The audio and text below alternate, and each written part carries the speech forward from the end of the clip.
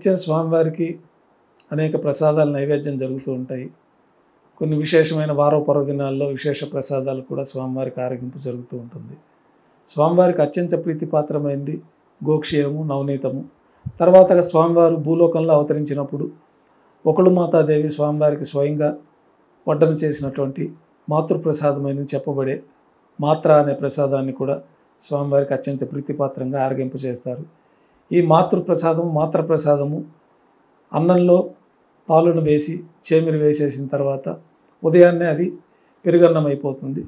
ఆ యొక్క ప్రత్యేకమైన పెరుగన్నం ప్రసాదాన్ని మాతృప్రసాదంగా మొట్టమొదటి ప్రసాదంగా స్వామివారికి అనునిత్య నివేద్యం జరుగుతుంది. అది గర్భాలయం లోపలే ఈ యొక్క ప్రసాదాన్ని ఉంచడం జరుగుతుంది. తర్వాత లడ్డూ కూడా గర్భాలయంలో ఉంచడం జరుగుతుంది. స్వామివారు కళ్యాణం కోసమే భూలోకానికి ఇచ్చేశారు కాబట్టి ఆ కళ్యాణంలో విశేషమైన ప్రసాదం లడ్డూగా స్వామివారికి భక్తులందరికీ ప్రీతిపాత్రంగా ఉండడం కోసం ఈ ప్రసాదాన్ని ఏర్పాటు చేశారు. గతంలో ఈ లడ్డూ స్థానంలో బూందీ ఇచ్చేవారు. తర్వాత క్రమేపీ స్వామివారికి నిత్య కళ్యాణాలు ప్రారంభమైన తర్వాత ప్రత్యేకంగా ఈ యొక్క లడ్డు వడా ప్రసాదాన్ని కూడా మనం తిరుమల తిరుపతి దేవస్థానంలో ప్రవేశపెట్టడం జరిగింది. ఆ లడ్డు వడా ప్రసాదం కూడా గర్భాలయంలో స్వామివారికి ఉంచుతారు. గర్భాలయం కులశేఖరపుడి బయట పొంగలి, మాత్ర, దద్దోజనము, పులిహోర, కదంబము ఇత్యాది ప్రసాదాలన్నీ కూడా స్వామివారికి నైవేద్యంగా సమర్పిస్తారు.